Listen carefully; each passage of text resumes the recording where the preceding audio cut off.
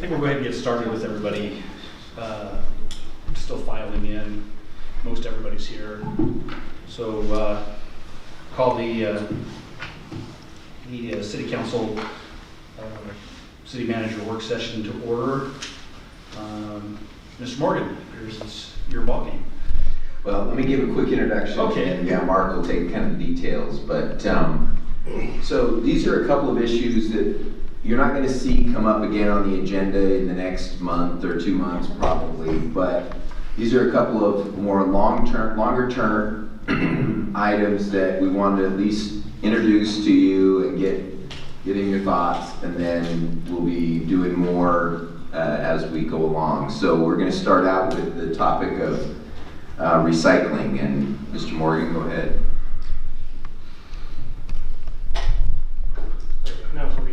Yes, so the first topic here on recycling. First off, I'll go ahead and introduce the gentleman to my right here. This is Kevin Miracle. He's with Sanitary Disposal, Waste Connections, and so he's kind of the top dog here at the Hermiston operation, helping us figure all these things out. And so he comes with a lot of background from operating with Waste Connections over in the greater Portland region, so he brings a lot of knowledge and background on this type of thing, so it'll be really helpful having him on board as we have to work our way through this item.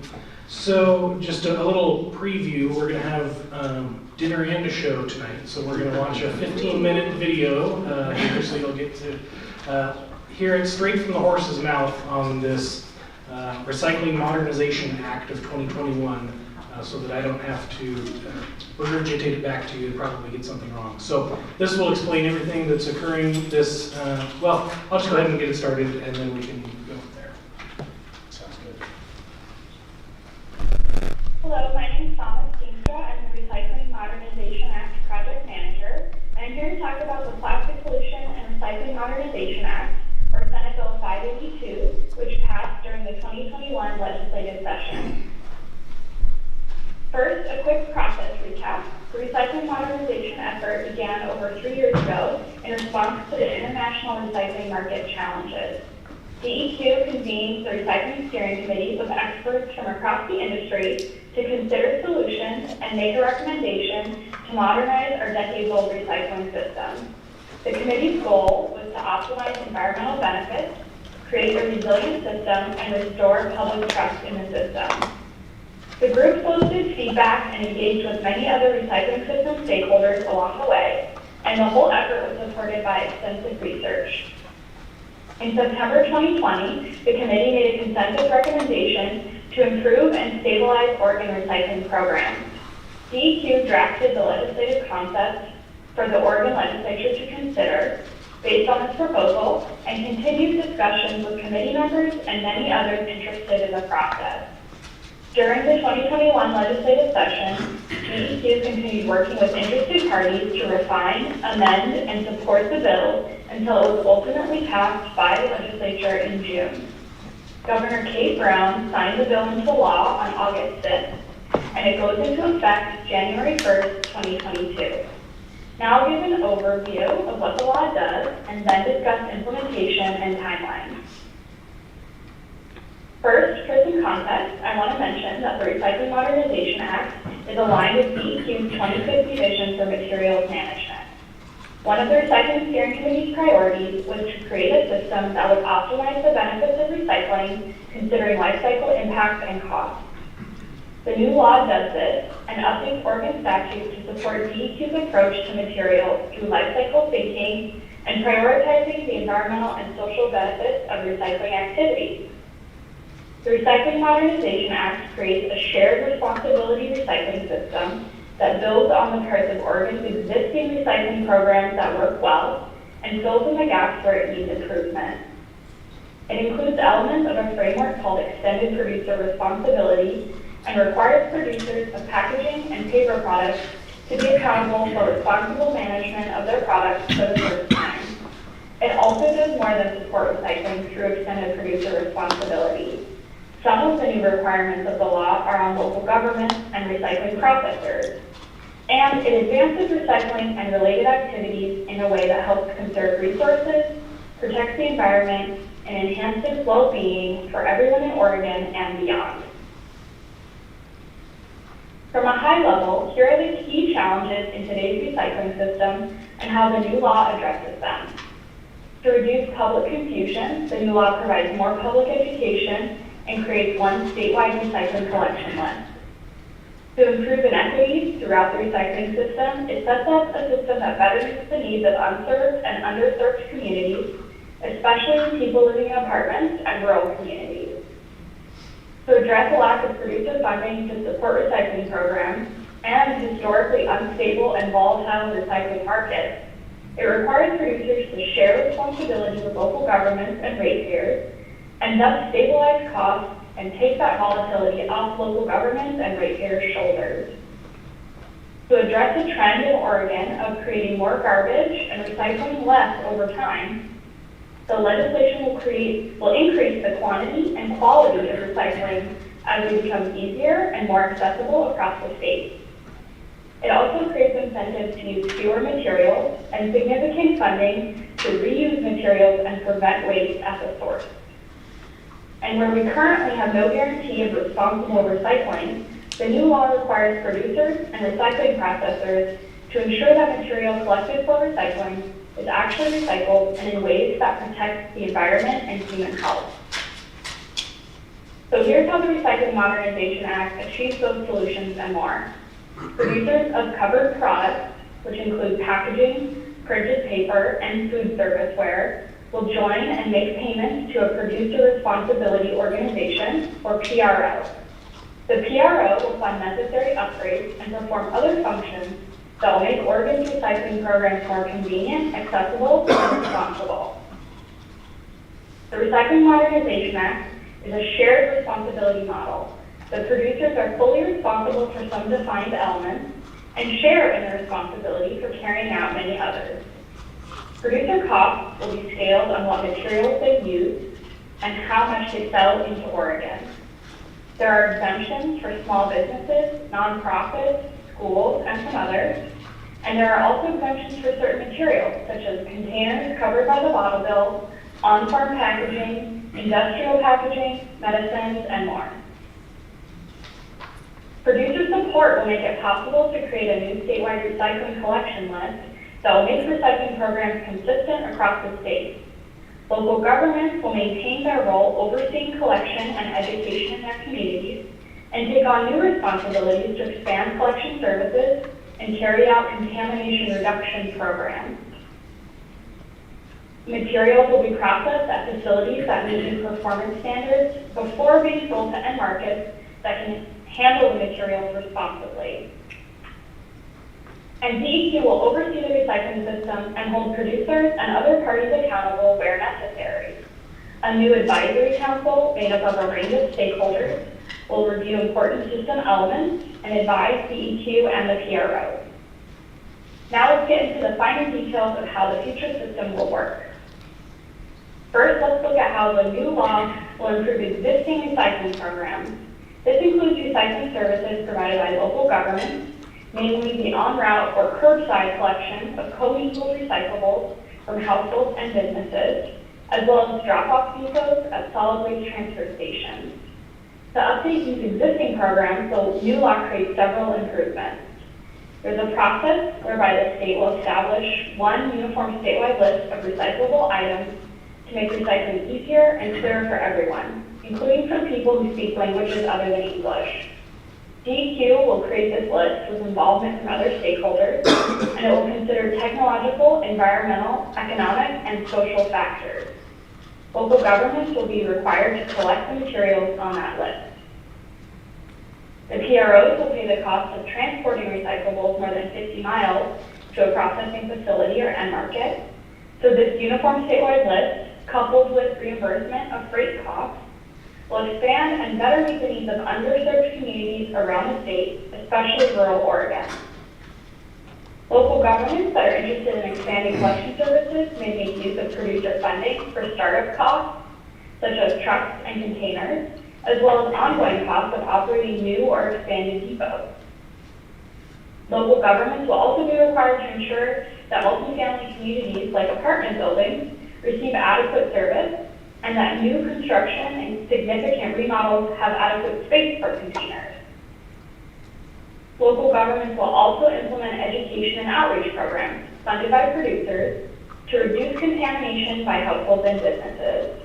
DEQ will study and pilot these interventions and create a list of tested and cost-effective methods for local governments to work from. DEQ will permit or certify and audit processing facilities that sort our recyclables, requiring them to meet new performance standards. These include standards for sorting quality, managing contamination, reporting on final destination of materials, and paying workers a living wage and providing supportive benefits. The PROs will pay processing facilities 2 fees, one to offset the cost of removing contamination, and the other to offset the cost of meeting the new performance standards and to absorb the volatility of recycling commodity markets.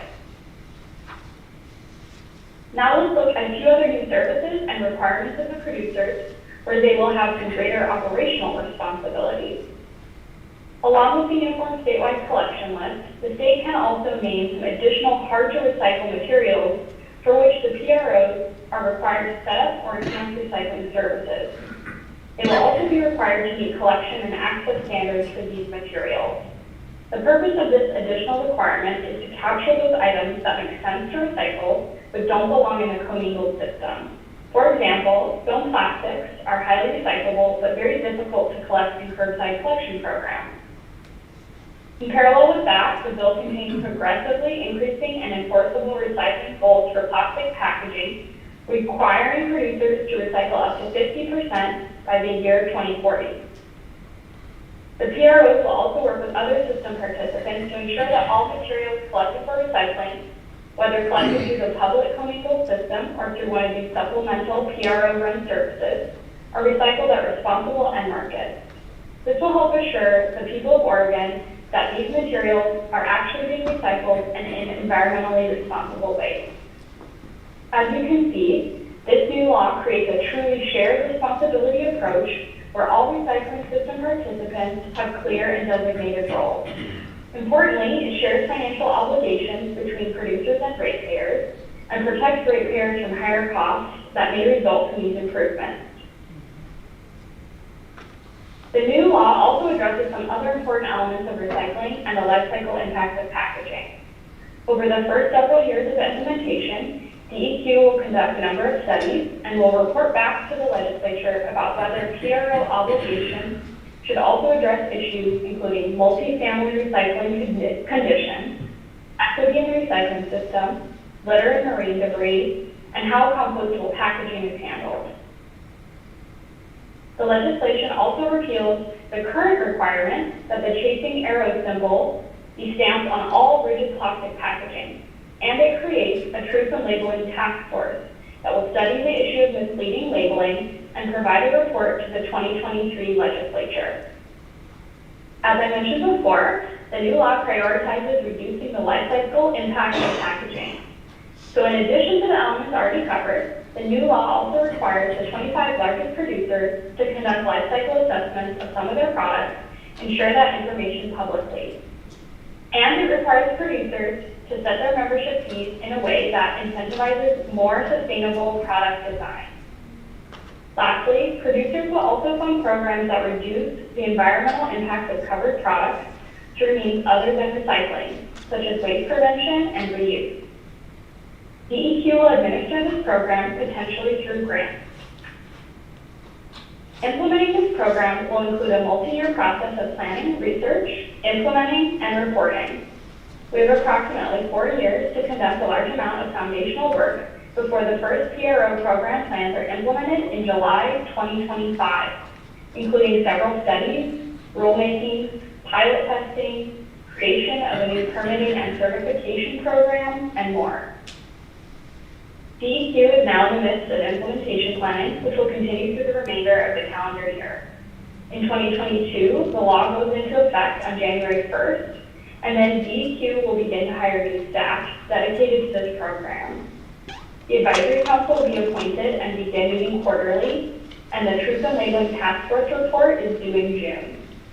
In 2023, the first rulemaking will take place, DEQ's statewide needs assessment of local government interest in expanding collection services is due no later than July 1st. DEQ will also conduct pilot projects for contamination reduction and studies for processor-related fees. In 2024, the second rulemaking will take place. At some point, PROs will form, and the first PRO program plans are due no later than March 31st, 2024. A public procurement assessment is due in May, and the first equity studies and multifamily needs assessments are due no later than September 15th, 2024. These will be repeated every 4 years. Then, by July 1st, 2025, individual producers must join a PRO.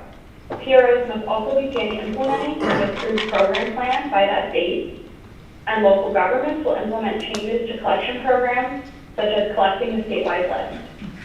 And finally, recycling processing facilities must obtain a permit or certification by the state. So, more details about implementation will be available early next year when DEQ is further along with planning and hiring. There will be forms implementing and reporting. All right, so hopefully you guys enjoyed the show.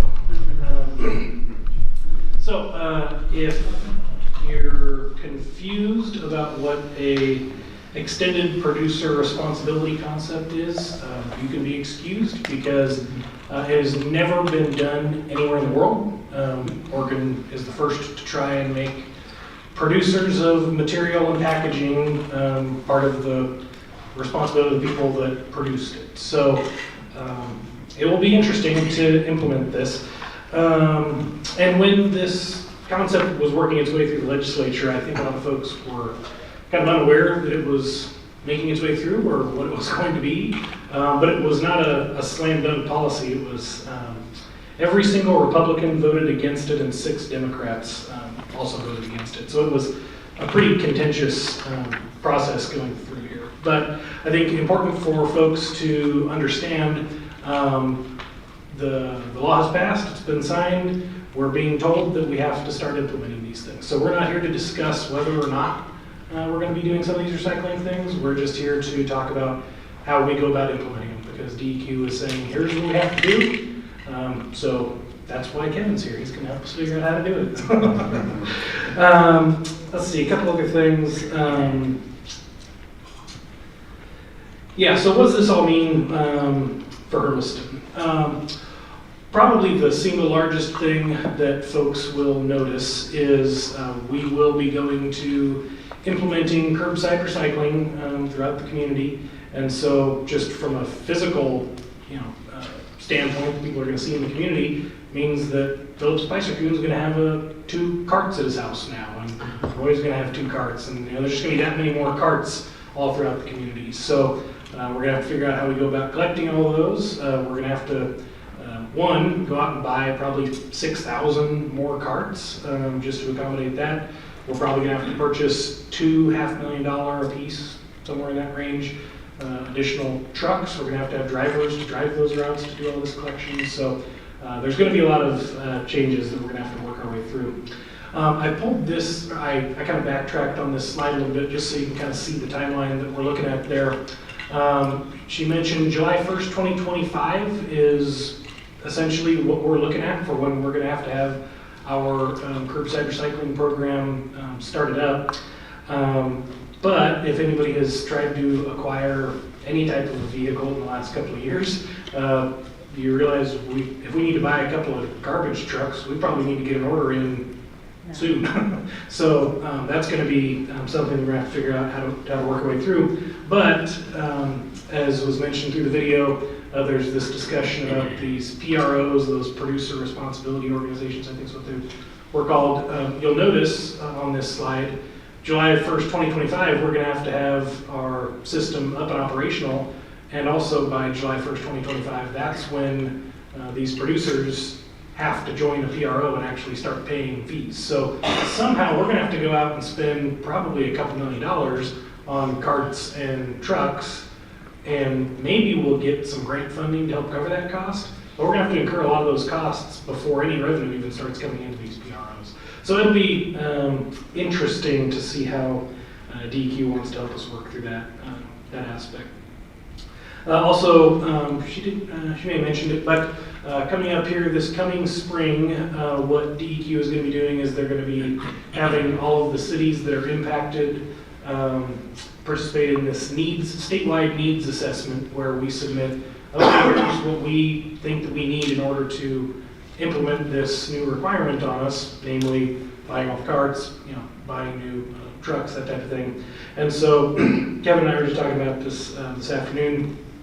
I think Hermiston is probably in a relatively good position for obtaining grant funding through those PROs, mainly because we have not implemented curbside recycling up until this point. And so my hunch is that since we're one of the few, we may be the largest city in Oregon that still doesn't do curbside recycling.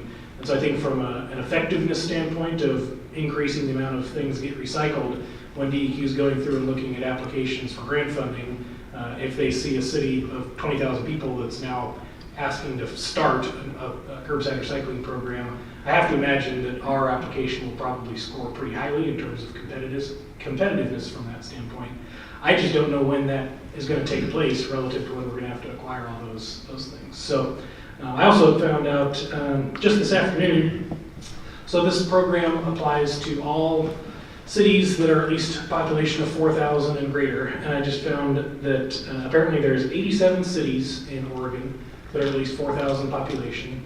And currently 81 of them already have some form of curbside recycling. So that means that Hermiston is in the rare company of folks like Umatilla and Boardman as being one of only 6 cities in the state that this will apply to, but don't currently have curbside recycling in place. So that's again why I say we'll probably score really well when we do actually go to seek funding. It's just going to be a question of when that occurs.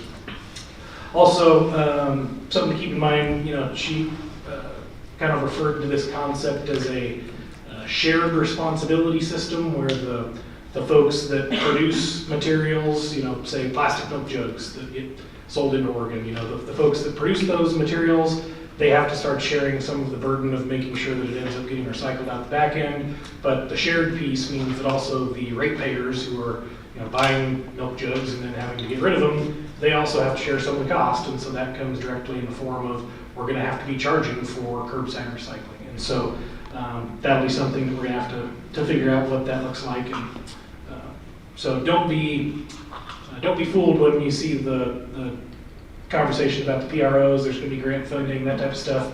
The ratepayers are still definitely going to be on the hook for having to pay for a lot of this. So we're going to have to see what that looks like and where it goes from there.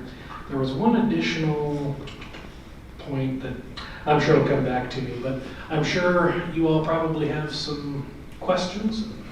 As City Manager Smith mentioned, we don't really have any immediate action that we're seeking. We're trying to make sure that DEQ just finished here in November a lot of their outreach to all of the cities that are impacted and saying, hey, you may not even know this, but this is on its way, so start getting ready. So we want to make sure that we got it in front of you all so that you can be aware of it as we start getting into planning, and so that you're not hit cold with it when all of a sudden June or July we come to you with some actual requests to do some things.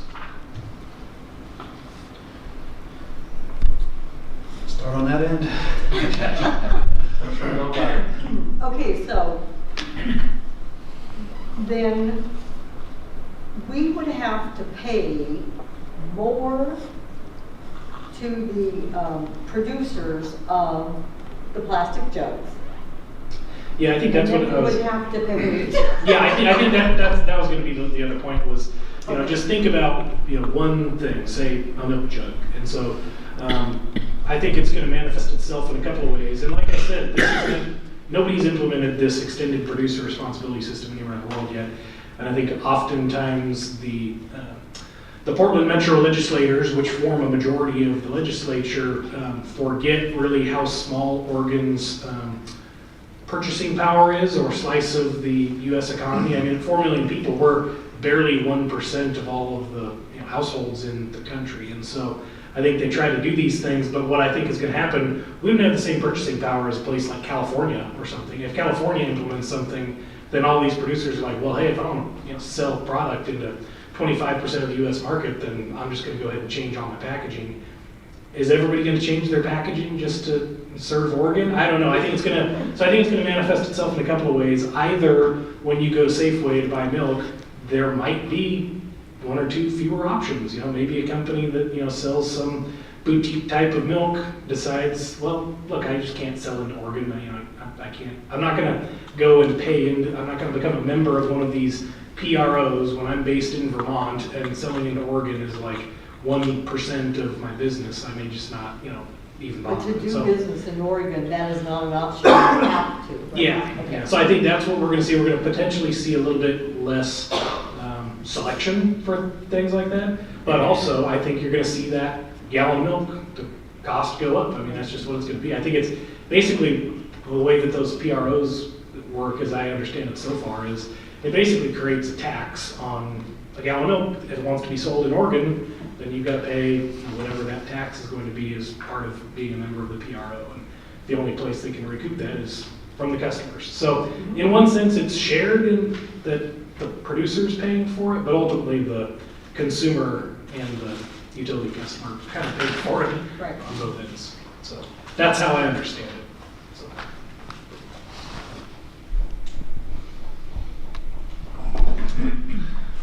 Just curious, I know that this is still being implemented until 2025, but do they have a formula of how this looks like? Because I imagine anything from a milk jug to maybe even a box at Nike to things that are anything that could be recyclable. So this impacts businesses across the board. So is there some sort of, I guess I'm wondering how this is all gonna work out. Yeah, you and me both. So I think that's where, and the closed captioning is kind of in the way on that timeline there. But I think and this video was obviously made towards the end of 2021, but it's still a good one that they have on their website. But I think we're at the point right now in the end of 2022 where they've appointed the advisory task force, and their labeling task force is going to be making their report due. And so I think in mid-2023, that's when they're going to start establishing what that recycling list is. They mentioned just kind of in high-level terms that, well, there's going to be exemptions for some small businesses and this and that and some of those things, but I don't think they've determined exactly what those are at this point. So. Go ahead. So, I'm just coming at this from a community awareness viewpoint and understanding that it's like, okay, this is here, and it's like, so having the public be aware of it and say it's like, okay, this is here, so let's, we're gonna do it, and we're just moving forward and move forward with a smiley face sticker on our face, if nothing else.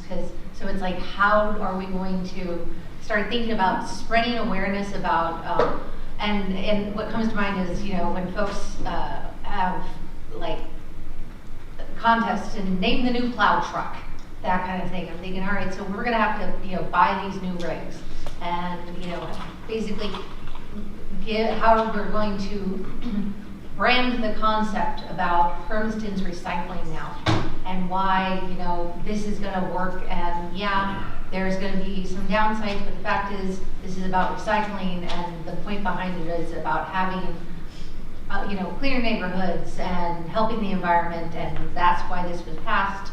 And like it or not, it's here. So how we're going to brand it as this is Hermiston coming together to do this thing, and working together is going to make it sweeter, and just kind of starting to, if we have to even like paint one of the trucks to look like a watermelon, to kind of like, all right, this is us pulling together to make this happen. Start thinking ahead about that, because we're looking at it from the dollars and signs standpoint, but at the same time, explaining to our kids, yeah, we're like, yeah, here's why milk is more expensive, just like when the price of soda cans went up, right? We gotta pay a tax on that. We gotta pay a plastic bag tax, but the reasons for that were well met. And so in this case, it's like, yeah, but now you're gonna do it from your curbside. Here's how we're gonna make that a family activity, and make it an educational opportunity. And it's like, yeah, it's here, we're gonna deal with it, so let's put a melon on it. Yeah, I think kind of the 2 points there is educating the public about what this is and why it came here, and then also really, Kevin and I talked, from day one when we first learned about this or started discussing it is the ongoing educational aspect of how do you actually go about recycling and making sure that it's actually effective. And so I think our thought so far is exactly what you mentioned as far as, look, it's here, we're just going about implementing it, okay? Like we're not, the time for discussing whether or not this is gonna happen, that's gone. It's not our decision, we're gonna start implementing this. And so I think there's probably going to be some pushback from the community, I'm sure, but that's where we wanna make sure that we're, we've already put some information out on social media here over the weekend, informing folks that this meeting was gonna be taking place so they can start learning about it, because I think what I would like to see is make sure that the community starts to learn and understand that this is coming as soon as possible so that they can get over it, get the grumbling out of the way and move on towards just, look, it's here, we're gonna implement it, okay? So I think rather than suddenly hitting people cold in 2025 with, oh, hey, by the way, you're gonna have an extra cart show up at your house and you're gonna start recycling. So we're definitely looking at how we go about getting the information out there as quickly as we can. The second part of that is the ongoing educational piece. I think that very, very much may take the form of actually having to hire additional staff. I mean, to literally be doing the outreach, the public engagement, that type of thing. Because with our entire region here, never having had curbside recycling, that's already going to be a major uphill battle. We also obviously know that up to 20-25% of the community prefers to speak language other than English in the home, and so we got to go through that hurdle and make sure that we're getting the message out to everybody that we can about what is recyclable, what's not recyclable. And then I think we're also going to be in a little bit of a unique situation because in our region, it will be Hermiston, Umatilla, and Boardman are the only communities that have to do this curbside recycling. So Stanfield, Echo, Irrigan, unincorporated county, they may not necessarily be required to do curbside recycling. And so we know that people move, across communities all the time. And so not only are we going to have to be educating and continually reminding our own population, here's what we do, but as people move in from just down the road from Stanfield, that's, hey, this is how we do it here, and you're going to have to put out your recycling every time. So yes, we recognize that ongoing education piece is going to be a significant factor. I know we talked a lot about kind of the upfront capital costs, but I think ongoing, one of the biggest costs is going to be the education piece.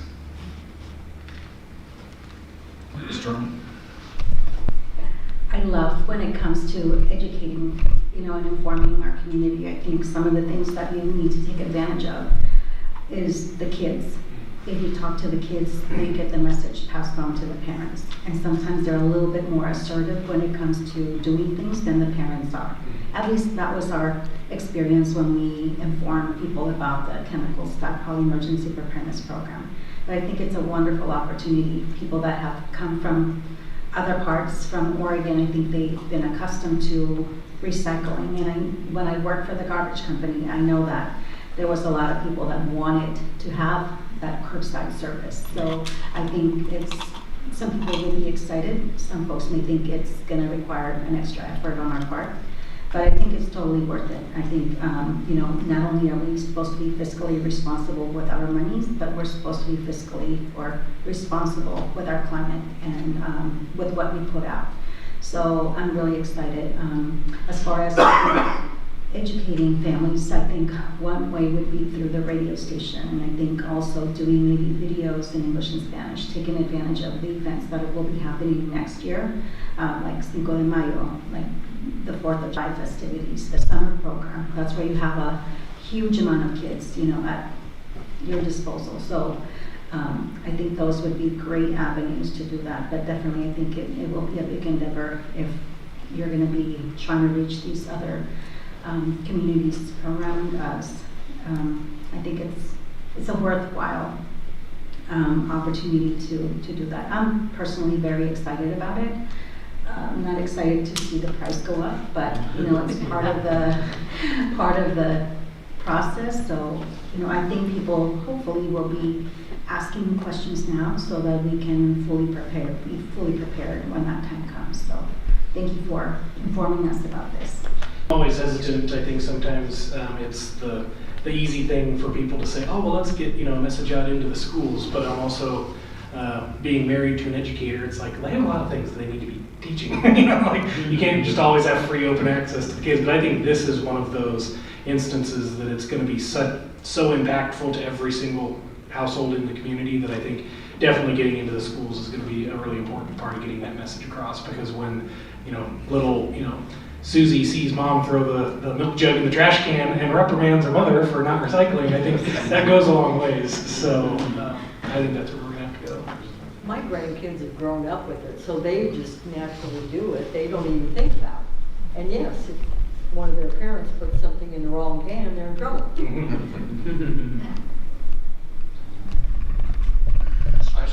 Just want to jump in. I mean, do we have any ballpark figures about how much more this is going to cost the average Hermiston citizen?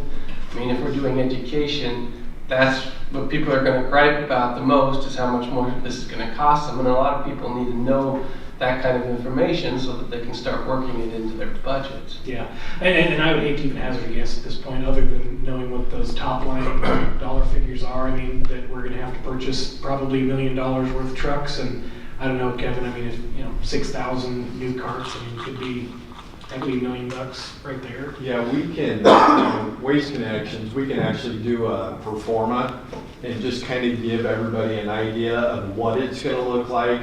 I think, just like Mark said, I think that we're in a pretty good position being one of the largest communities in the state of Oregon without a curbside recycling program.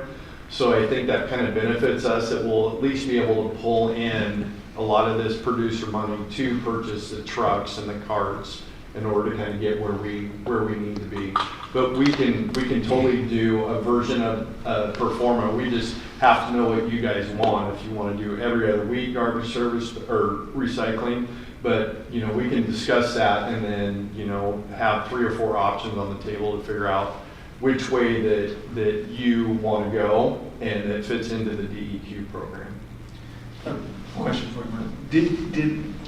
I seem to recall at some point in time we tried doing a trial run on recycling a couple of neighborhoods in Hermiston. Yeah, and so that's where, I mean, the reason why I would hate to hazard a guess on what it would actually impact each individual customer is really what I talked about with not having an idea what the cash flow is going to look like from a grant standpoint. It's like, I think we'll be able to, at this point, get a good idea of what our total cost is going to be. But if half of that gets repaid through grants, then that completely changes, what the number comes out the other end. And so we're still too early to know how much revenue we might get from those PROs. And so when we did the pilot program, I think we had about 40 customers volunteer and opt in to do it, and that was an every other week system and service. And so that one worked out to about an additional $4.25 per household at the time. But again, that was, I don't know that we can use that and directly equate it to what this is going to be, just because there's so many unknowns as far as what our other potential funding sources may be that come in. So, Well, so what are we looking at as materials that will go in? I mean, how are these going to be separated? I mean, we're going to have a recycle bin and a waste bin.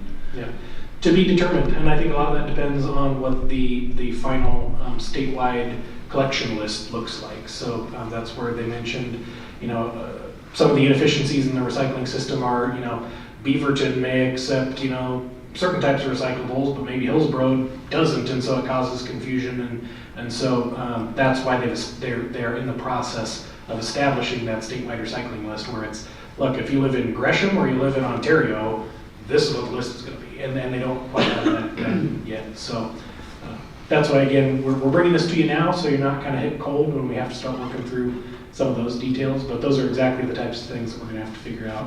One last question for Kevin, from me anyway.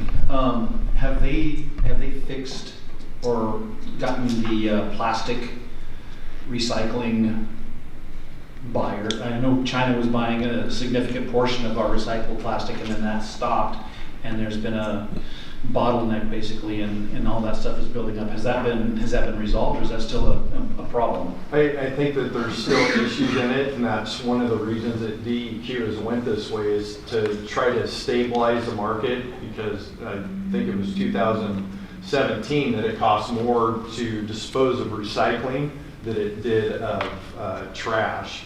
So that's one of the reasons why they're doing this. In Oregon, I went to an Oregon convention in Bend and DEQ spoke, and one of the things that they don't want to do is just put all these types of materials into the recycle stream and go off the hope process that hopefully gets recycled. So they are really digging in deep on what the market is for each of these materials that we're collecting on the curb. So the whole thing is kind of a moving target now, and that's why they're doing the needs assessment, because I don't think that they've touched the recycling program in the state of Oregon since either 89 or 91, I believe, was when they first started the little curbs, at least in the Portland area. So they're really jumping into this and trying to stabilize the whole market for Oregon. And the other kicker is too, so we have no infrastructure around here. Pendleton Disposal is going to be in the same position we are. And so with the needs assessment through this committee, they're going to figure out if we're going to build a processing plant that's being funded by the producers, whether it's going to be a MRF where they source separate, or if it's going to be something we bale and then send into the Portland area or Seattle or wherever in order to get it source separated. So there's still a lot of moving pieces when it comes to this. Okay. Hopefully that answered your question. Or is there anybody else that hasn't asked a question? Okay. So my question on the grants, are those like one-time grants for like the infrastructure that we're getting? And if that's the case, is there any sort of grants for ongoing, I guess, cost or of operation? The short answer is, I don't know. They haven't developed those criteria yet. So. I can say one thing. I know that once the facilities are in place, the MRFs or the transfer facilities, those will still have funding. The one-time thing to get the trucks and the equipment, but the facilities themselves, that whether we're going to use a MRF or a reload facility will be paid for. I don't know what the percentage is, but. Thank you, and I think for me, it's this goal is extremely admirable, and I think this is a great way moving forward. But in terms, I just have so many questions about funding and how this is going to be doable, how this is like Councilor Spicer said, how this is going to impact the average citizen.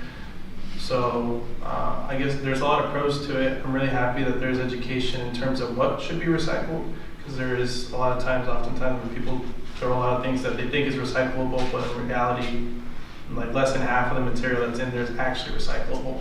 So it's admirable, the monumental change that we're trying to achieve.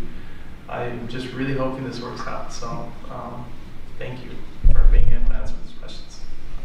Yeah, and I hope bringing this overall concept to you this evening hopefully at least gets you introduced to it, so that then when we can come back, in the spring or summer of next year, we should have a lot more of kind of those detailed questions starting to get fleshed out. So we do have another topic this evening, if it's okay to maybe jump to that one. I'll go a little quickly on this one. So this topic this evening is about our industrial lands inventory. And so here about 2.5 years ago in Hermiston, we had almost 400 acres of highly shovel-ready, buildable industrial land down in the southern part of the city, down by Walmart DC. Then we had Meyer Distributing go in, Amazon bought this 100 acres, then they're now in the process of acquiring this 178 acres. So in the span of about 2.5 years, we went from having 400 acres to effectively zero when somebody comes in and wants 50 acres or larger for a industrial prospective development. And so we saw that come in, and so we started a process here back in the spring to bring on the firm Ball, Foster & Longhi that does industrial lands inventorying and largely utility planning, that type of stuff, to take a a deep dive look at, okay, what, generate a report for us that shows exactly where our potential industrial lands are, what is the most cost-effective areas for us to make investments in terms of utilities to bring those areas up to project-ready status, and then also look outside of our urban growth boundary to see what, if any, lands may be available for us to expand into if we were able to expand our urban growth boundary.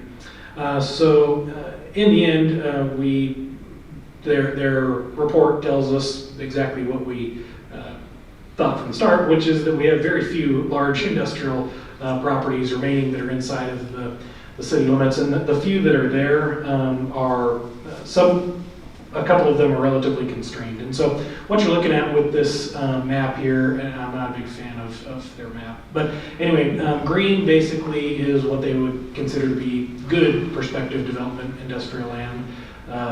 The yellow/orange is relatively developable, but has some constraints or is maybe already developed a little bit.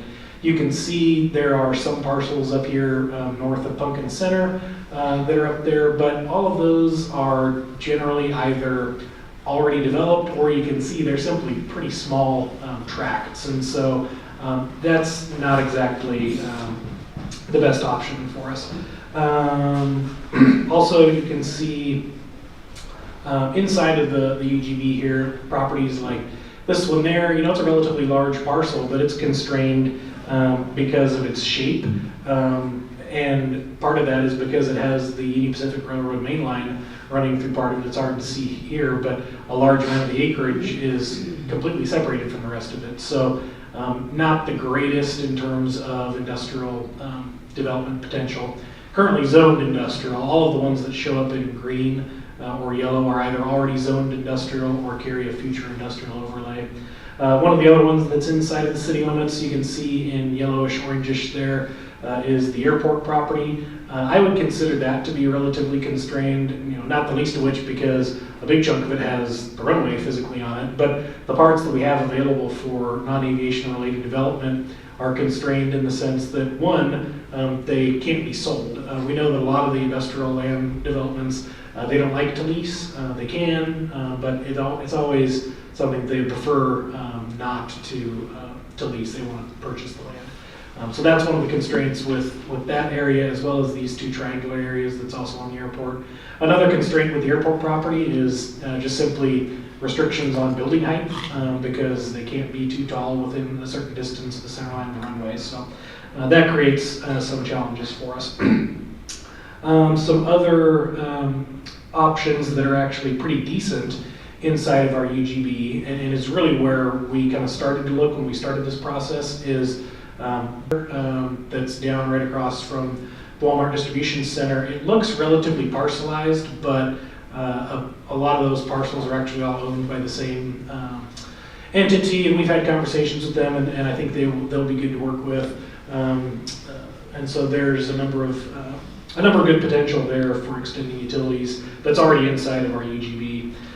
One of the challenges with that area, though, is getting utilities to it. So not impossible by any means, but just right now, most of the water and sewer utilities are all dead-ended over here. So it'll cost a good amount to bring water utilities down here. Almost certainly going to have some kind of a sewer lift station down in this vicinity. So but those are all doable. We can accomplish those, but it would require specific investment by the city in order to bring that up to marketable standard.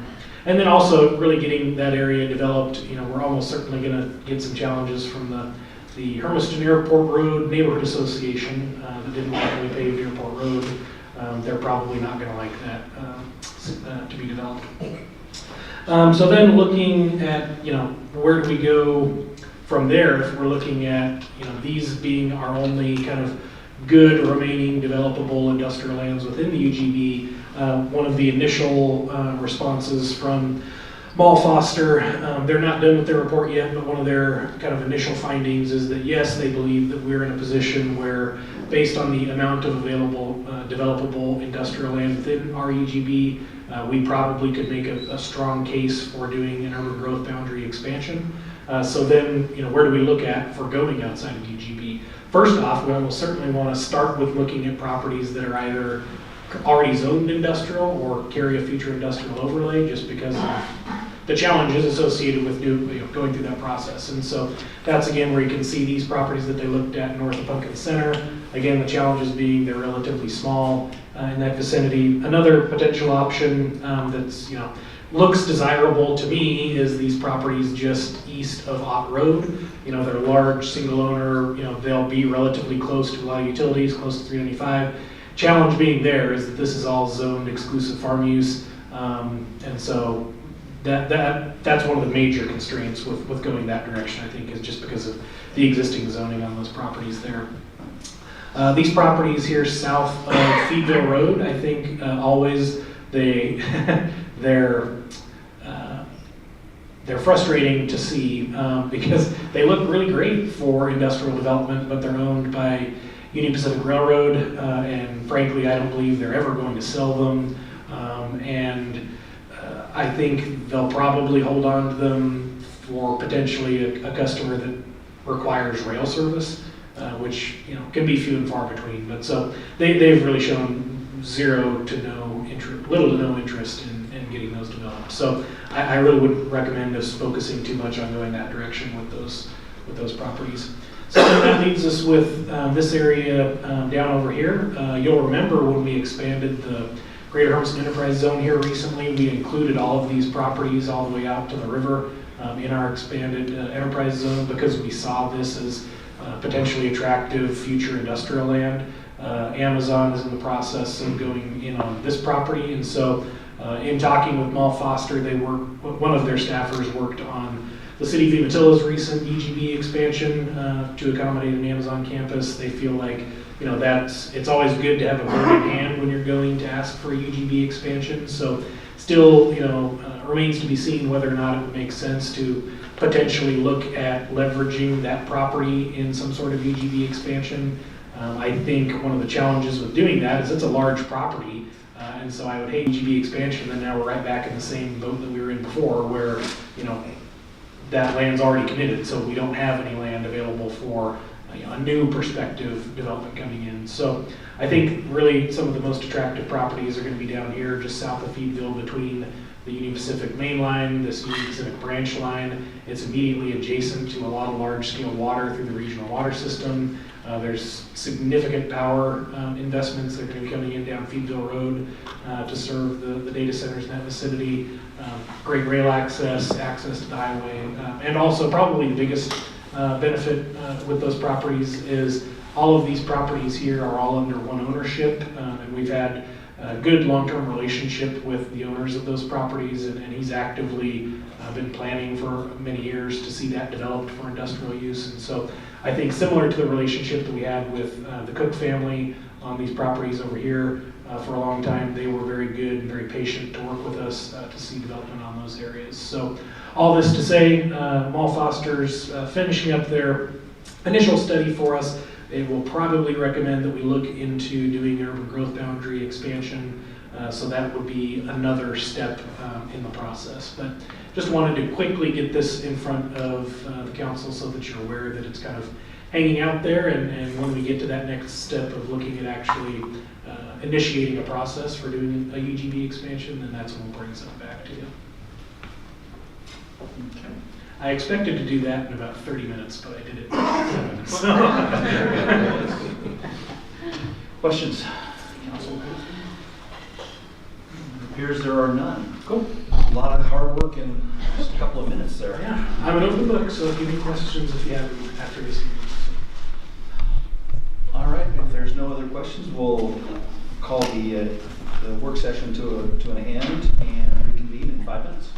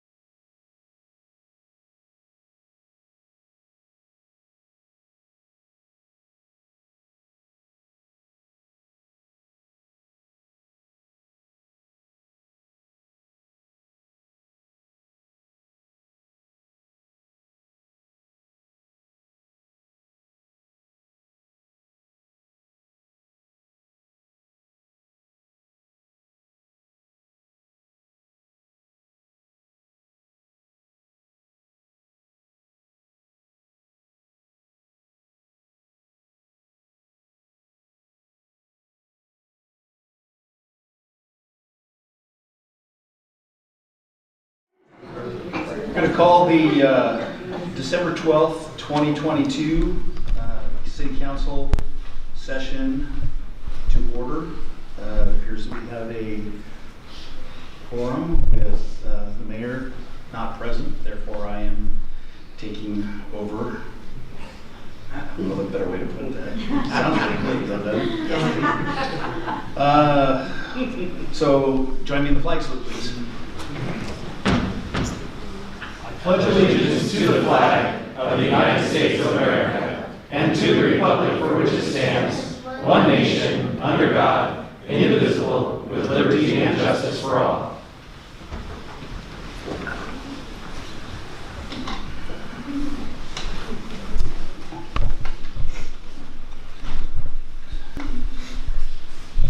Presentations. It appears we have Mr. Bacon in the audience. Mr. Bacon, would you please come forward? Enlighten us. Be ready. Good evening. Really exciting news. It's not snowing, and we are not in the Tri-Cities, so both of those are great scenarios right now. As many of you know, we've had some weather challenges. City's managing those as well. So we had a couple school delays and closures recently, and the hot topic is like, oh my gosh, so are we making up those days? Are we extending the school year? What are we doing? And the straight to it is, we don't know yet. We still have a lot of winter left, so we're gonna let this kind of play out here a little bit, and we'll see how it all rolls out. Enrollment is up 46 students from the last time that I was able to report. And just a reminder that enrollment numbers are as of November 30th. So from October to November, we were up 46. And the big winner was Armand Larby with 22 students moved into Armand Larby. So that was exciting stuff. So nice job, Roy. So we're up to rolling around there. The high school was up 13, and then across the middle schools they were up 11, and with Sandstone remaining at the same numbers as the month before. So good, heading in the right direction. Christmas break begins, and I'm going to let you all decide on this because it either begins on the 16th or the 19th. And you need to self-reflect a little bit if you are a glass half empty or half full type of person of which date you jump on there. But Friday is the last day of school for the students this week, and we will be back in session on January 4th. Teachers come back on the 3rd for a work day. Students will return on that 4th. Athletics and activities, rockin' and rollin'. Basketball home opener is tomorrow night. Band and choir are happening this week at the high school. Armand Larby's concerts have been rescheduled for January due to the snow and just making sure they are ready to rock and roll.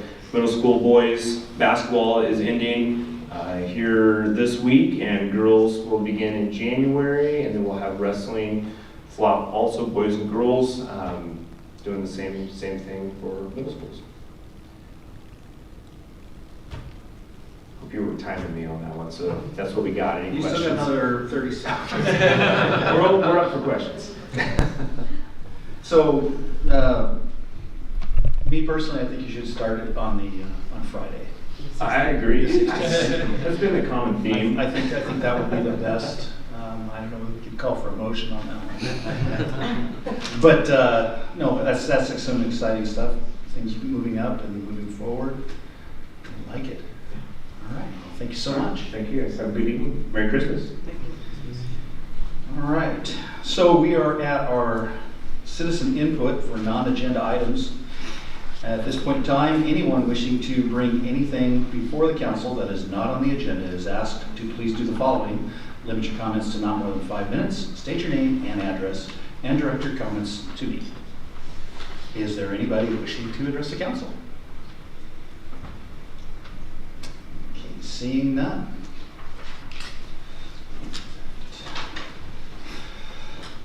Consent agenda. there's a consent agenda items A through F. Is there anything on here the council needs to discuss? I think they're the same. I don't know if I need to read it, but like committee recommendations. Okay, so what we can do is we can pull consent agenda item D. Okay. Is that what you're asking? Okay, we'll pull consent agenda item D at this point. Any others? Okay, is there any public comment on consent agenda items A, B, C, E, and F? Seeing none, can I get a motion to approve consent agenda items A through C and E and F? So moved. Second.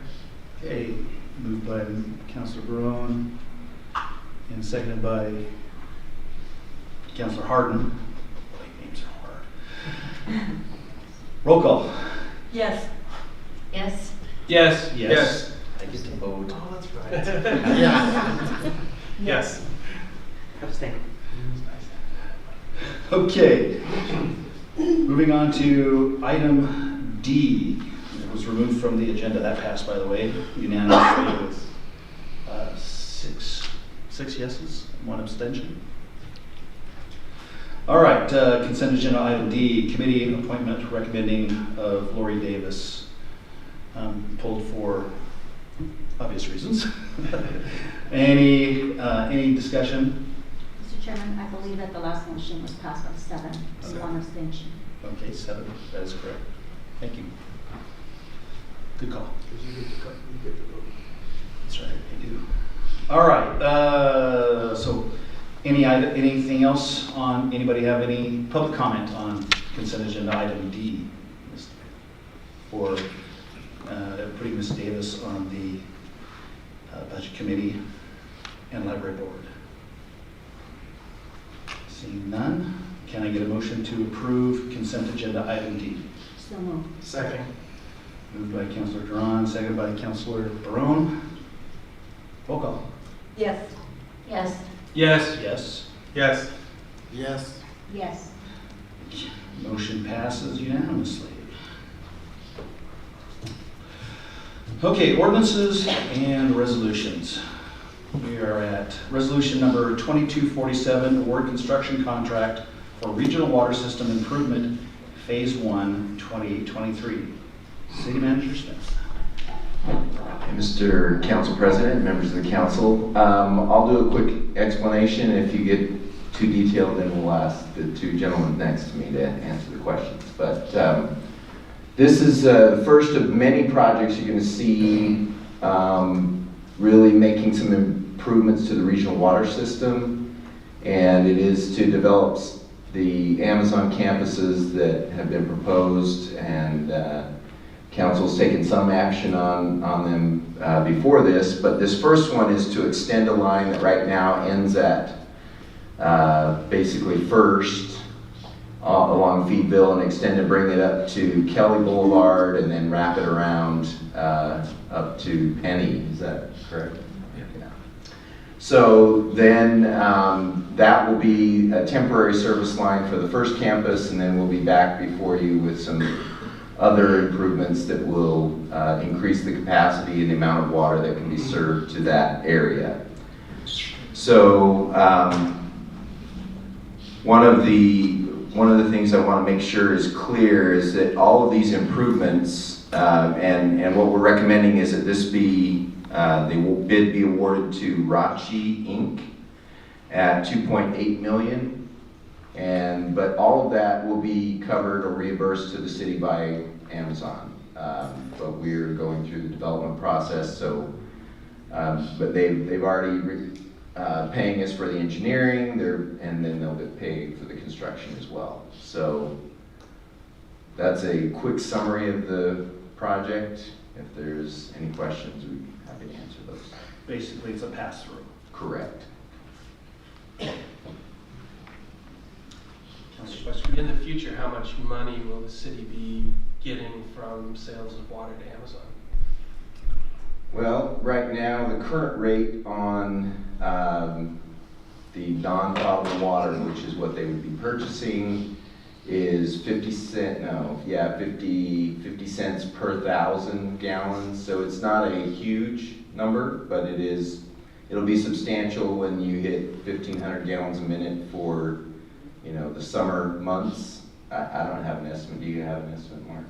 Well, I was going to mention, I think our friends to the north of us were a little bit unpleasantly surprised at how much revenue they would be receiving off of water sales, or because it's important to keep in mind, Amazon, the way that they utilize their water is for cooling, and they use zero water, frankly, from October through April timeframe. They just use ambient air temperature, and so their system needs to be scaled in such a way so that they can, still keep cooling their servers when it's 118 degrees out, for that peak, really hottest day of the year. But other than that, it basically looks kind of like a parabola as their, water usage is, July, August, they're using a whole bunch of water. They use a little bit in like May and, September, but it really drops off on either side. And so that's where it's nice that what they're doing in this scenario is they're paying, the full freight of installing all of the upgrades themselves. And so then we'll just be charging them what we would charge any other customer for that service. So it's not going to be like a big cash cow or something like that where we're getting a whole bunch of money off of it. They'll be covering their own costs, and they're covering their own costs up front with those capital investments. But I don't think we're going to see a huge amount of revenue off of it. Also, something else to keep in mind, City Manager Smith mentioned this is what we're referring to as phase one, just based on the timelines that we needed to hit in order to get them up and operational by fall of 23. So what they're actually doing with this phase one is extending that line that already exists, and they will be utilizing water that is actually earmarked for the city of Hermiston's use out of the regional water system.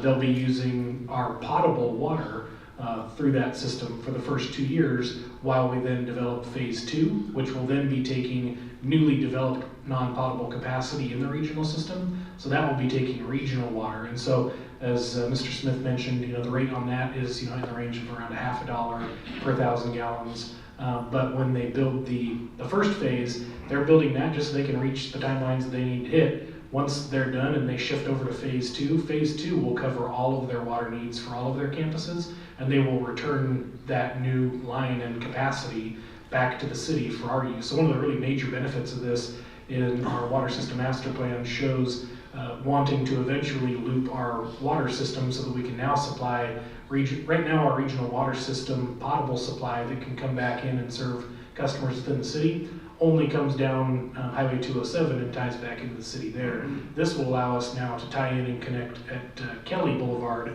and so now we can be able to pull source water, potable water from the regional water system all the way over to the east side of town and supply it from that standpoint. So that'll be a really major win for the city's water utility system, in the sense that we're getting a significant capital investment that Amazon's only going to use, frankly, for 2 years, and then turn that capacity back over to the city. So it's a really great opportunity for us on the city utility side of things. And then additionally, for those first 2 years, they will be using, like I mentioned, the city's water supply, and so we'll be charging them the city water rate for that water. So once they shift over to phase two, then they'd be paying the regional water system rates. Any other questions? Okay, is there any public comment on Resolution 2247? Seeing none, can I get a motion to adopt Resolution 2247 laid upon the record? So moved. Second. Moved by Ms. Davis, seconded by Mr. Spicer-Coon. Roll call. Yes. Yes. Yes. Yes. Yes. Yes. Yes. Yes. Motion passes, resolution passes unanimously. That's a big win for us. Way to go, guys. Good job. Okay, Resolution 2248, authorizing execution of an engineering and construction services contract with Anderson Perry and Associates, Incorporated, for the South Hermiston Urban Renewal Area Water and Sewer System Improvement for 2024. City Manager Smith. Yes. Mr. Council President, members of the council, I'm going to have Mr. Morgan walk us through this one directly. Yes, I think as I mentioned at our last council meeting, I know you guys are getting tired of me talking about the Shura projects. I feel like going to you every single meeting with something. But so now that we have the urban renewal area effective and in place, we're rolling right into getting the projects developed. And so the way that we're going to have this set up is even though they are urban renewal area projects, the city will be the one delivering them, and the urban renewal area will be sharing their revenue with the city. Additionally, the private developers, the intention is that hopefully in January we'll be able to bring a development agreement to you where we are splitting those costs with the private developers, as we've mentioned in the past. And so what we wanted to make sure that we do, though, is that we get Anderson Perry kicked off on the design work as quickly as possible. The front end, legwork on these projects, they got to go out and do surveying and all those types of things and get things into their queue for surveying. And so with not having a second council meeting in December, we wanted to at least get this before you to get Anderson Perry kicked off on doing that engineering work. And so this will be doing all of the design as well as the construction engineering, with construction engineering basically being them acting as our representative when we actually go to construct. But so this includes the 2 million gallon water reservoir, all of the associated water transmission piping, as well as the sewer transmission piping to serve the site. And so the hope is that they'll be in design through calendar year 2023, hopefully get projects out to bid in early 2024, and potentially have an operating new water tower and piping system by mid-2025 so that we can start seeing some houses going up out there. So that's where we're at. Pretty exciting, actually. Yeah. Okay. Any public comment on that? Seeing none. Any council questions? I'll pass that first. Okay. Can I get a motion to adopt resolution 2248 laid upon record? So moved. Second. Moved by Ms. Duran, second by Mr. Jerome. Roll call. Yes. Yes. Yes. Yes. Yes. Yes. Yes. Yes. Passes unanimously. Right along. We're now at the November 2022 financial report. City Manager Smith. Now I'll ask Mr. Kay to take this. Thank you, Mr. Smith, City Council President, Councilors. Good evening, happy holidays, and everybody else in the room. It's Christmas time, so I wanted to let you know I put some footnotes in the financial report. Some numbers when I first went through this after we closed November darn near gave me a heart attack, and I'll talk about those in a minute. But the way the county reported deposits of our property tax revenue, they changed up on us this year. And they changed up on us right at the end of November into December. And I'll talk about it in a minute because it was about a $1 million change. To the good, it's just not showing in November. And I'll mention that to you in a minute. Also, it affects the Urban Renewal Agency because they got shorted a little bit of money that we're forecasting. All will show up in December. It's just not in November, so our projection's a little off. On the investment front, got good news. The State Treasurer's Office raised the LGIP rate from 2.85 to 3.1% on the 8th. Be glad to know that we're 177% over budget on our interest revenue, because right now we're basically $15,000 ahead of the budget. So that's good news, small potatoes, but good news nonetheless. So let's talk about the financial report for the Urban Renewal Agency. I kind of put two pictures up there, one to represent the city, the other to represent SWRA out south. The agency's in good shape. Their revenue projection's a little low, or actual revenue. They will probably receive in the neighborhood of $60 to $65 million more in November than what we're projecting. So we're a little low this month there. We will make up for it in December, because they didn't give us the money until we could record it in the books in December. I'm gonna correct that, at 65,000, not million. Get that much in. If we can get that much in, we'd be doing a lot more projects downtown. I'd be a little concerned We there. have to have a whole new town. I apologize. We go over to general fund resources. Here you can see that we have about a $500,000 shortfall because of their reporting of when they made the deposits to our account of property tax revenue. It's actually going to be closer to over $1 million. So it's a shortage this month in our projection. Excuse me, it will be rectified in December, and if it's not, I will be woefully disappointed. But I know that we had over $1 million deposited on December 1st. So that will put us in good shape for year to date in December at the end of the first 6 months of the fiscal year. General fund expenditures, all in all, we're in good shape. We're 0.3% over on our forecasted projections. And that's for the month, and we're only 0.1% on the year. That's in a sense, we threw a dart right in the middle of the bullseye. Because to be that close on our projection versus actual, it wasn't a great deal of skill so much as it was educated luck, because we have such a hard time projecting our expenses. Here we look at the specific aspects of the general fund categories of departments. You will see administration is a little under. Our public service, which includes Parks and Rec and a number of other service-oriented activities like building codes, enforcement, planning, they're a little bit over. Public safety, that's courts, police department, they're doing well. And our total in non-departmental, we paid up a few contracts that were a little late coming in, and so we're a little over this month. But again, at this point, all in all, we're in good shape relative to the year by only 0.3% over. And I think December will maybe see us have a little bit of improvement in that, but it's so minimal, I'm not concerned at this point. At any point you've had a question, I'll be glad to answer it. I apologize for my voice. My wife is homesick, and I'm like cracky not going to get it. Then we come to the general fund balance projection. You can see the $1 million that we did not get in November affects our projection to year end. Once that $1 million is in, I project the year end to be close to $3 million, so that we will be in good shape on a projected basis for the year and much more comfortable position to start fiscal year 2024.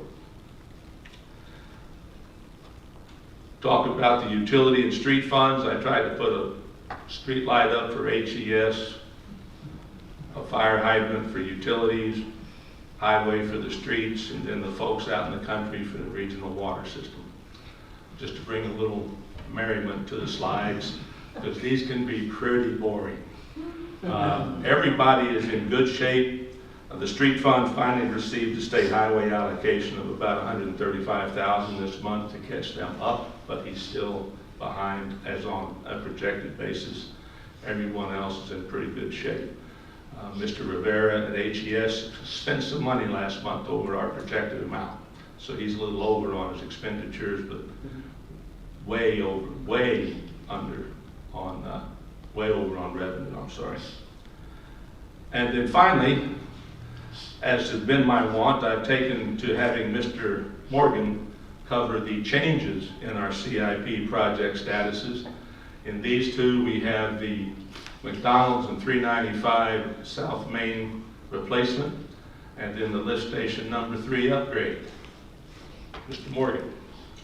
Yes, so council, remember our last meeting, you took action to ensure that we can proceed with the sewer main project, mainly going through the Sherwin-Williams property. So we've restarted the work toward securing that easement that we'll need so that we can get kicked off on actually getting the construction here in the spring on the lift station number 3 project. This isn't a really major update because I think you were aware this last month, but so that project has been winterized. The rest of the work that will occur, mainly occurring in Highway 395, will restart in the spring. It's been winterized because that work will require a lot of actual hot paving, and so we can't do that during the winter. So that's why that project is on hold now through the rest of the winter.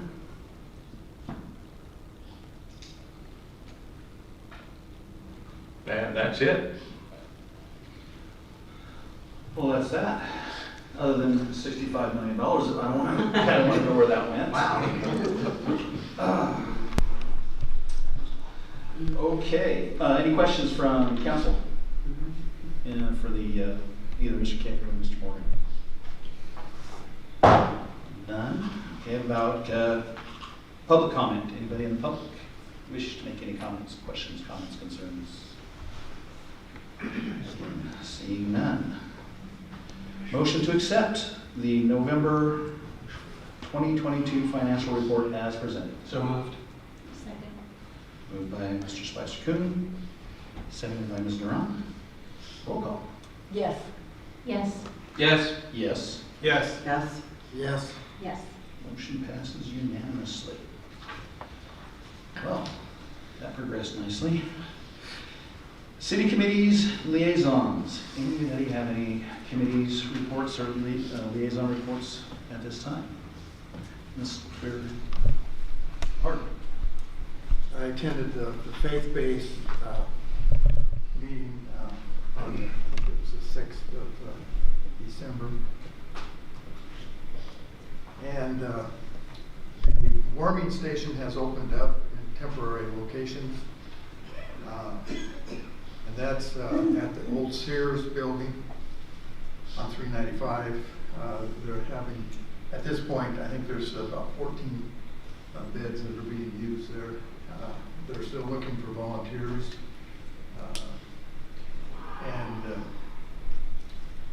We had a report. The report was given by Cindy Jorgensen. She is now the sleep center coordinator for this project, and it will be in that building until the permanent location on Lynn Road gets finished, and it's going to be open the entire year. I think they're looking at keeping it open even in the summertime, so it'll be a cooling station in the summertime also. This location now offers 40 plus beds, and it's they have dinner available from 6:30 to 9 p.m. each night by the volunteers, and the shelter, like I said, the shelter is currently serving about 14 people, even though they estimate that in this area there's up to 800 people that are basically affected by homelessness. So they have 2 volunteers that check people in the evening, and then we have 2 volunteers that come back in the morning to provide breakfast, some kind of form of breakfast for the participants. And also there's 3 locations that are available here in town for pickups for people that need a place to stay at night. The first one is at 6 o'clock, Desert Rose on Main Street. Next one is the Food Pods at 7 o'clock. And the third place is Walmart at 8 o'clock. So there's three times that they are available for picking people up to take them to the shelter. And now,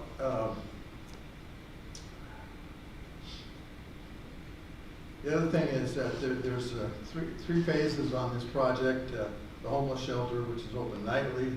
Then there's going to be the navigation center that's going to give resources to those who want to improve their current situation. And then huts that fit in 1 to 2 people, or 1 adult and 2 children. And so anyhow, that's kind of an update. Also, at this meeting, faith-based, Carrie Cummings, the chaplain, gave a report on how well the event, the Faith in Blue event that was attended back in, I think it was in October. And the Parks and Rec did a fantastic job of organizing. First, they really appreciated your input. And they had police participants from City of Hermiston, City of Umatilla, and also Umatilla County. And of course, we also just talked about the Christmas Express coming up. And also the school adoption. All the schools have been adopted by churches in the community to assist in some way or another. And the only one that hasn't so far is Loma Vista, the newest one. And so they're looking to get that and also have an adoption program by the churches. So anyhow, that's about it. So if somebody wanted to volunteer for assisting up there at the warming station, who would they go to, and where do we point them? Okay, you point them to Cindy Jorgensen and or the Stepping website. Stone's website. The Stepping Stones website as well? Yeah, they can sign up. Stepping Stones Alliance at gmail.com or phone number 541-612-0675. It's her number. So, yeah, she's the coordinator on that. Okay, great. That's a great resource for our community, especially given the weather this time of the year and how just last week how bitter it got, and then it came back. So now we're getting back to it again. So helping out, it seems to be built into our community. We're a very volunteer oriented. What's the word? Volunteer driven. Thank you, Lori. City, and I'm very proud of that fact, and I applaud anybody that takes that role on. So, if you have the time, if you have the inclination, please put forth a little effort to go up there and help if they can use it. Any other committees?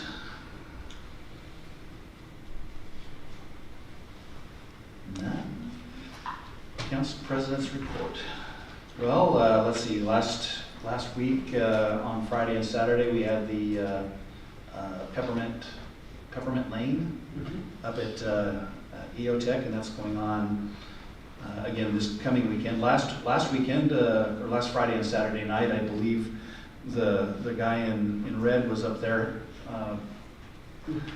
providing a little bit of merriment. I don't think he's going to be there this weekend, but things could change. But it was very well attended. Unfortunately, on Friday night, about 7 o'clock, the sky opened up and the rain fell and the wind blew and kind of blew some people out of there, which was, it's unfortunate, but at the same time, it's nice, it's beautiful. If you guys get a chance, please go up there, take a walk through. It's well worth your time. They did some great work up there. It's a lot of fun. And I know that the time that I spent up there, I had a blast. I personally, I love doing that thing that I do. So. You do it well. So, other than that, I do know that tomorrow night is I believe a box building for the Christmas Express at EOTech, and I believe that starts at 5:30. Jason here to ask, so. He's actually getting. He's probably getting up. He's up there rambling out there right now. I'm sure this is his super busy time of year. So yeah, anybody that can go up there, any of you guys go up there, help out. I'm planning on being up there myself. So there's a list of things. You should have an email on it in regards to that. A couple other things that are going on in the community. I know that the Jasmine Strong group is they're doing their deliveries this week throughout the throughout the region, actually. They're going to, I think they went to Portland today and Olympia tomorrow, and then Yakima and Spokane and Pendleton, and they're all over the place, and it's another great resource. They had an event on last Saturday and Sunday during the day, gathering up gifts at, they had the Shop with a Cop deal at some of the Walmarts and some of the other locations. It was very well attended as well. That's it for me. Council. Any comments? Mr. Ron. I was able to attend the Stepping Stones groundbreaking ceremony. It was well attended. It was nice to see the city mayors and the county commissioners, and I'm really pleased that that will be started. And you know, I've heard comments that it's like way out there, and how are people gonna find out about it, and how are they gonna get, you know, transported over there. I'm sure that there's been conversations, and between now and the time that the things are built, I'm sure that there will be more information that will be passed on, and information will be shared among the community members, so that you know, people are able to know where exactly it's located. But I was just pleasantly surprised that our community has come together to be able to do something to provide, you know, some support to the folks that are homeless. So I was able to partake in that, and I also attended the tree lighting ceremony. It was, thank you so much to the Parks and Rec Department. Brandon, your staff did an amazing job in also bringing something new with, you know, with the little parade and bringing the trucks from the Yakima area. It was so neat to see the little kids, you know, being wowed by the trucks, by, you know, what was done. So thank you so much. It was a cold night, but it was well attended. So thank you for putting that on. Yeah, I'd forgotten all about mentioning that one too. That was quite an event. I agree with Councilor Duran. The trucks, all the lighted parade was a fantastic thing, and I can only see maybe bigger things coming probably, because that a lot of people enjoyed doing that, and it's a really very well attended. Very well attended. Yeah. Like the fair parade. Yeah. Got it bottled up in a couple of places just because of, I think we had more entries than we were expecting, right? And a lot bigger entries. A lot bigger entries. Yeah, some of those trucks were, wow. Yeah. They're pretty. Others? Council comments? I guess at this time I would like to thank my very good friend Lori for all the time and the effort that she has put into the city council over all these years. You're a good friend and counselor. Thank you. Thank you. And Philip, it's been a joy working with you. You're a very personable counselor. You're very conscientious and did very well. Thank you. Thank you. I agree. More to come. I'd like to also follow up for both Lori and for Phil. Lori, I have known you since I've been on the council from day one, and I've appreciated, you know, you're a person that if I ever had any questions, you were always available, always open to have conversations about what it means to be a counselor and what it means to represent the city of Hermiston, and I really appreciate that. And Phil, I really wish I could be as smart as you, to be honest. You do bring a very unique perspective to the council, or your legal background. I just got to know you just a few years ago, but I still hope that we continue our relationship. And I appreciate everything that you've been able to bring forward to the council, that you've had some very good questions that I'm just like, wow, I've never thought of it that way before. And I think that keeps the council fresh. I think having different insights and in your opinions really helped us move forward as a city, and I thank you for that too. Well, thank you. I just want to say I'm glad Brandon's back. I'm sorry about the incident. You doing good? Yeah. Okay. Okay. Yes, ma'am. Yeah, I too would like to thank Mrs. Davis, Councilor Davis. Maureen was such a dear friend of mine. She was like a sister to me. So knowing that I was going to be able to serve, I felt like, oh my gosh, there's another connection there. But it's been fun to be part of the group. It's been nice to have the history that you have to hear about it, and just some of the executive sessions that we've had to bring, you know, your expertise and the information that you guys have gathered over the years. It's refreshing. I wish I had a good memory like you guys do. And Mr. Spicer-Kuhn, I think it's been really nice to be able to hear your comments, and like Mr. Barone said, to be able to think, my goodness, I wasn't thinking it from that angle, but it's been nice to see you shine within your skills, and I too can only aspire to be a counselor such as you. So thank you for putting in the time and going above and beyond, giving up, you know, some of your vacation time, some of your family time to be able to serve the community. It means a lot. So thank you for the years that you guys have done. Well, I guess I'll jump in and just say thank you for all of the comments. It's been wonderful being able to serve and getting to know all of you. I think everybody here definitely has Hermiston's best interest at heart, and worked very hard to create a unique vision for Hermiston and to move forward with that. I think everybody's perspectives here is needed and necessary on this council, and everybody brings very unique ideas to the table, and I just want to say it's been a pleasure the last couple of years to be able to work with all of you. And I also would like to say thank you to all the city staff, especially Lily, and everybody in the city and city council, and thanks for putting up with me for the last few years. So thank you, Jackie. And it's been a pleasure, and I can't believe that the projects I've seen accomplished here in Hermiston. I can't believe even this building we're sitting in tonight, and I think the possibilities are endless that what we can go to from here. So thank you. One quick second. Mr. Smith, can we deviate to that one thing?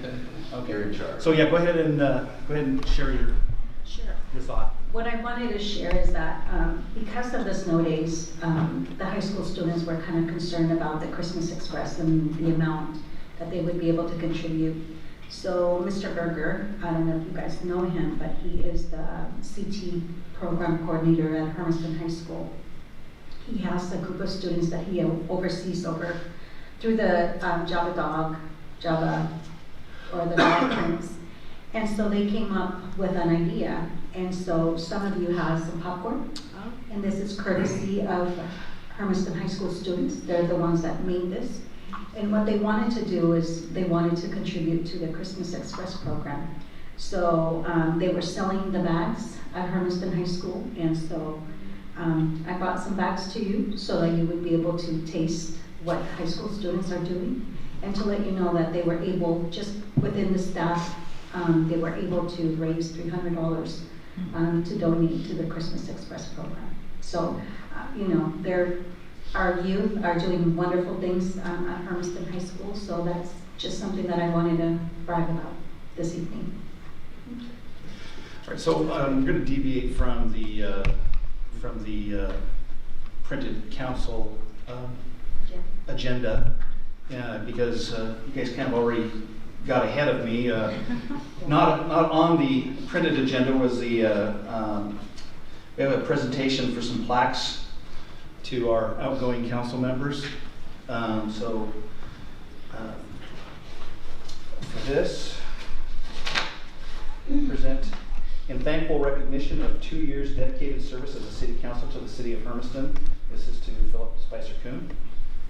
And with our great thanks, sir, you've done a fantastic job, and just as everybody else here has said, I personally have appreciated your point of view and your attention to the details, because it's the details that get us into trouble and get us out of trouble, as it were. So I really appreciate your counsel, as it were. Thank you very much. And I guess I said thank you to the council already. I was remiss in not saying thank you to the staff. I think the staff here is very, very dedicated to the job. A lot of you get a lot of flack in the community when anything goes wrong, but from my experience here, I can definitely see that you're all working very hard in all of your respective areas to make the city of Hermiston the wonderful place that it is.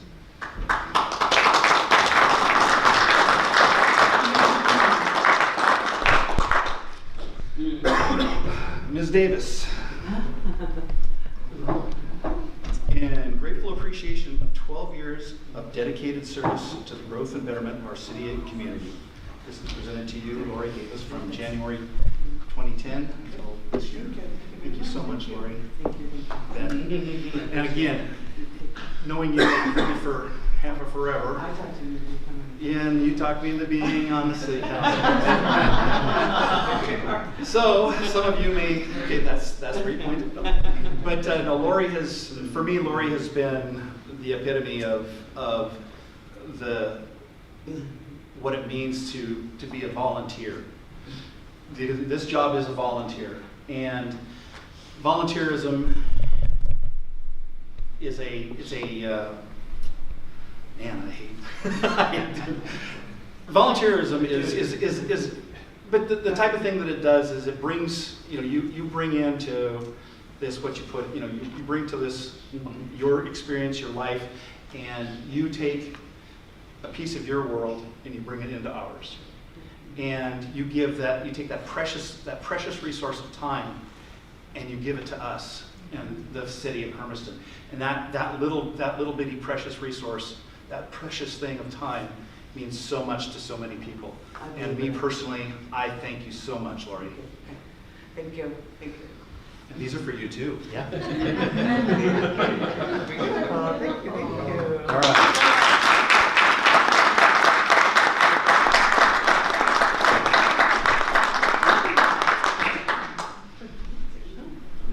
Okay, now that we got that. Any other council items? Youth advisor. Do you have anything to bring to us, ma'am? I do, actually. Well, let's hear what you have. Well, for starters, it's nice to be back. I'm sorry that I've been gone for so long and that we haven't had much attendance. We are trying to figure out a new system for the youth that's going to be attending these meetings, because now we have 7 people interested in coming to these meetings, which is great because we really do want that participation from the school. I'm going to be sending an email to Ms. Alarkin about this, and I have communicated with them recently about how we're going to be organizing it, and so far we're just going to have one person come per meeting, and then we'll just rotate through the people. Next meeting will be a peer of mine, Lydia Vanderstalt, and I'm hoping that she will be accepted with as much kindness that me, Manuel, and Elizabeth have been. This week for the Hermiston High School, we're going to be having 2 big events for the music department, which is our winter performances. So this will be Wednesday and Thursday, the 14th and the 15th of this week. And we will be performing Christmas songs. We will be performing classics like Sleigh Bells. The jazz choir will be singing on Thursday. They were performing at the tree lighting and at the Festival of Lights. And we thank everybody for the great attendance at those, which is really nice because we haven't been able to broadcast to show any of the songs, especially a couple of them which are brand new to everyone, even the returnees to that group. But we will all be performing Wednesday, Thursday, and at the end of each night we will be playing the Christmas Festival, which is just a compilation of all of the Christmas carols, like Hark the Herald Angels Sing, Silent Night, Mary Did You Know, and and it will be kind of like a sing-along where people can sing along if they recognize the song. And we will have both choir and band performing those pieces. Everyone's looking forward to winter break. I would like to remind people to be careful on the roads, because even if it is getting a little bit warmer, there's still ice and puddles, and those can freeze overnight. And recently there's been like a lot of fog, and for me personally that's terrifying because I can't see like one car length in front of me. So to drivers on the roads, please be careful. Leave to work or to events with time so you're not late. And I just want to say that it's been nice being here and to be back. And I hope that now with the new people interested in the city council and being at the meetings, that it'll go well. Thank you. What time are the performances? Well, thank you, ma'am. The performances? 7? I'm sorry, they don't tell us the performance times, so like that we're not like 7 o'clock? Okay. They don't tell us the performance times because then people get there like 5 minutes before and they're like, oh, I'm here in time to perform. Like, no, you had to be here an hour before because like that's when we take attendance and like it throws everyone for a loop. So yeah, thank you, Mr. Smith. Performances are at 7, both days. Thank you, ma'am. I appreciate your input and looking forward to working with the new batch that's coming in as well. It's exciting to see the youth getting involved in decisions that will affect them in the future. So that's a great thing. Before I get to Mr. Smith, since we had already done the appreciations, I also wanted to thank Judge Creasing, who has apparently had to take off for health issues. We would like to thank Judge Creasing for his 14 years of dedication and service to the city of Hermiston. He's seen a lot of change in his 14 years as the municipal court judge, and he is a leader among the municipal court judges of Oregon. We are grateful to have had his expertise here at our Hermiston Municipal Court for the past 14 years. And those thoughts were also expressed by Viles. So we really do appreciate his hard work, and bringing justice to a community is, especially when we have the municipality, the parts and pieces that go with that is difficult at best. So we do appreciate all the time and effort that he put into this, and we will miss his expertise. But we do also look forward to working with the incoming judge as well. Therefore, we're at Mr. Smith, manager's report. Yeah, just a couple of items real quick. I have requested if there was anybody interested in participating in kind of looking at art options to be displayed at City Hall. If you could let me or Lily know, we need 2 or 3 that could participate. Okay. I will see those. Yeah, okay. Councilor-elect McCarthy as well. All right. Great. We have some great ideas, and I don't want to be the only one with that responsibility.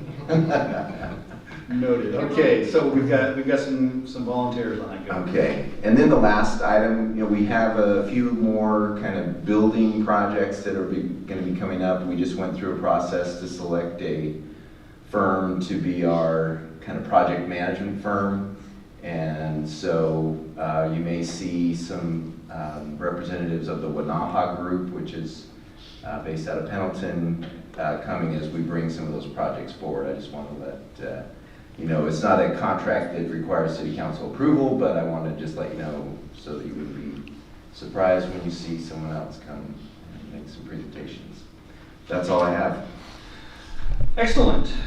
Well, our final item of the agenda: will the following re-elected and newly elected ward councilors proceed to the table in the front of the dais for the oath of office, which will be administered by City Recorder Lily Alarcon-Strong.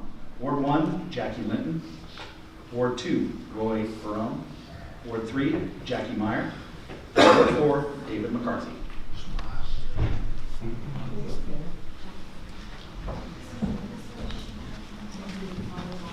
Those of you that haven't had the pleasure, Lily will tell you what to do. As usual.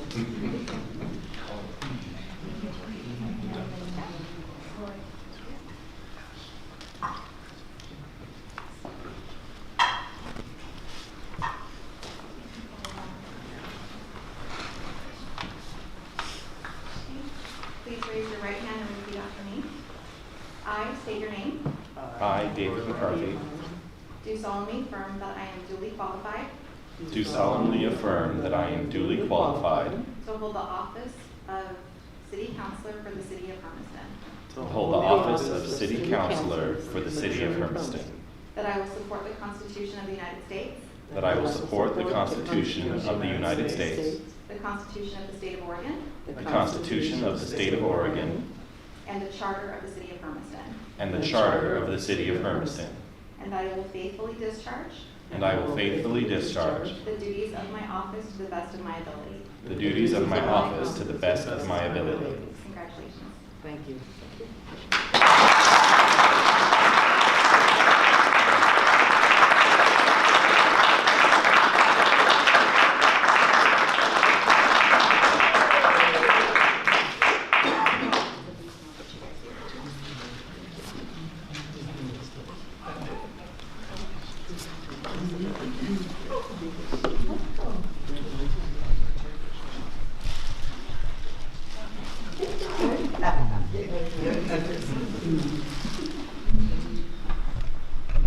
Great things happening here.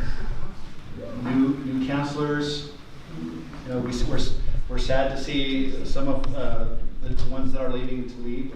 We're sad to see that happen. But at the same time, we're excited to see the new folks coming in, bringing new ideas, new views for the future. And this can only get better from here. I obviously at a loss for words.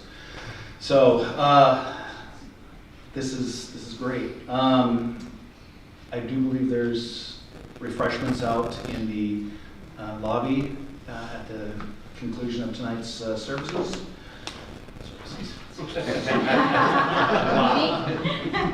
Meeting. Tonight's meeting.